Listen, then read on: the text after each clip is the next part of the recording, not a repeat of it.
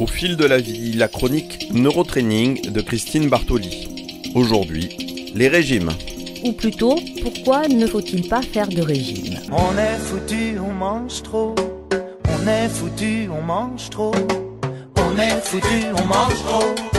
On est foutu, on mange trop. Mais qu'est-ce qu'on fera quand on sera gros ? On est foutu, on mange trop. Papa Mambo. On est foutu, on mange Mais trop. qu'est-ce qu'on fera quand on sera gros ? On est foutu, on mange trop. Papa Mambo. On est foutu, on mange Mais trop. qu'est-ce qu'on fera quand on sera gros ? On est foutu, on mange trop. Papa Mambo.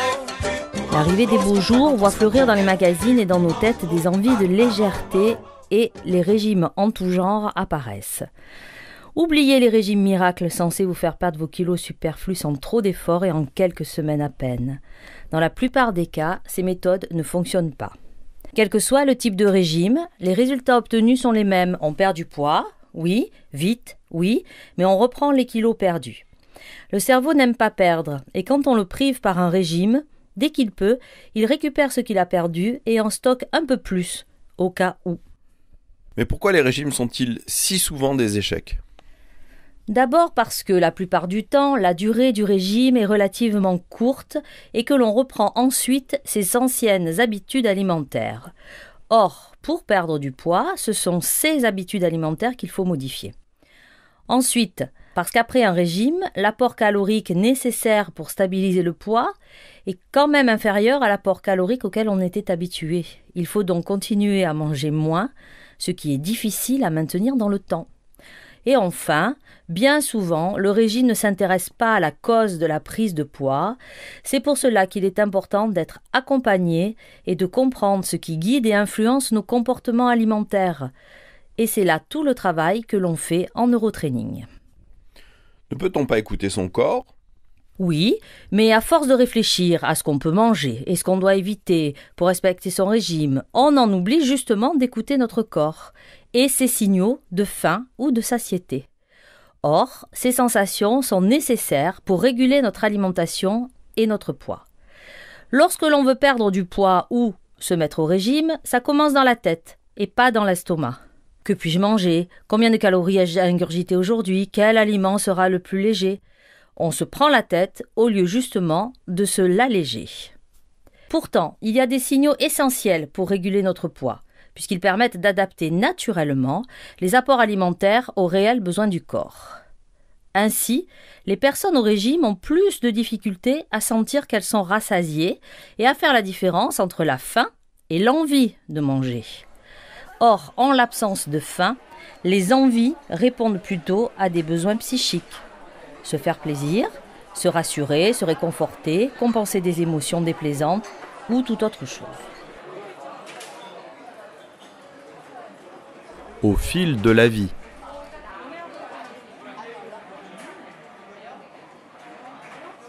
Est-ce que les régimes nous aident pour notre confiance en nous ?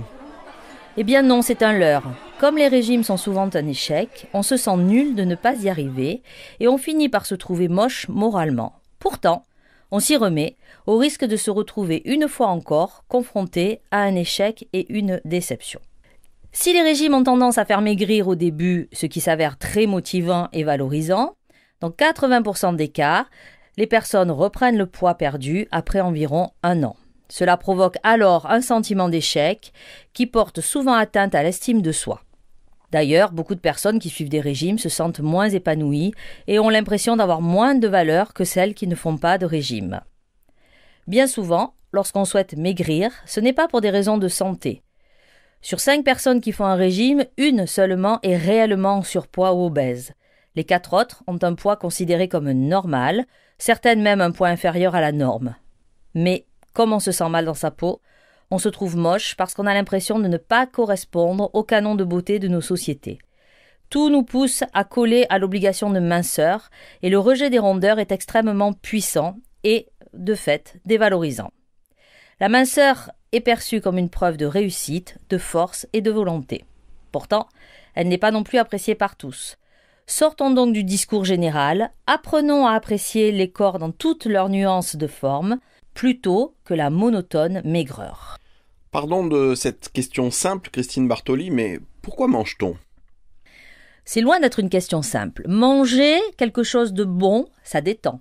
Ça fait plaisir, ça réconforte, surtout quand on partage un bon repas avec ceux qu'on aime. Face au stress de la vie quotidienne, aux coups que nous devons parfois endurer, manger est une façon de se faire du bien. C'est une réponse naturelle du corps pour s'adapter et diminuer le stress. En effet, l'ingestion d'un aliment savoureux procure un état de bien-être et de détente en augmentant la sécrétion de molécules associées au plaisir tout en diminuant celles liées au stress ou à la douleur. Le régime, en restreignant nos choix alimentaires, nous prive donc aussi de cette source de bienfaits qu'est la nourriture. Alors quelles sont les solutions ? Il y en a, bien sûr. Quand on veut perdre du poids, il y a 2 axes importants. Le premier, c'est d'apprendre à bien manger. Et les diététiciennes sont là pour ça. Fini le temps où elles affamaient les patients. Aujourd'hui, c'est bien souvent le contraire qui se produit. Elles vous incitent à manger de tout, en quantité suffisante, en faisant des associations bénéfiques pour le corps et la santé. C'est le seul gage de stabilisation de poids dans le temps. Puis, le deuxième axe est de réfléchir sur pourquoi j'ai pris du poids, pourquoi je mange ou je grignote trop, et pourquoi je pense avoir du poids en trop alors que ce n'est pas le cas. Et là, c'est tout le travail qui est proposé en neurotraining. En tout cas, le mot régime est un mot stressant car synonyme de privation et de frustration, alors que l'expression équilibre alimentaire est rassurante et durable. Merci Christine Bartoli. On retrouve votre chronique sur la page Facebook Neurotraining Christine Bartoli. On pourra réécouter cette émission, la podcaster et poser des questions qu'on souhaiterait voir traitées.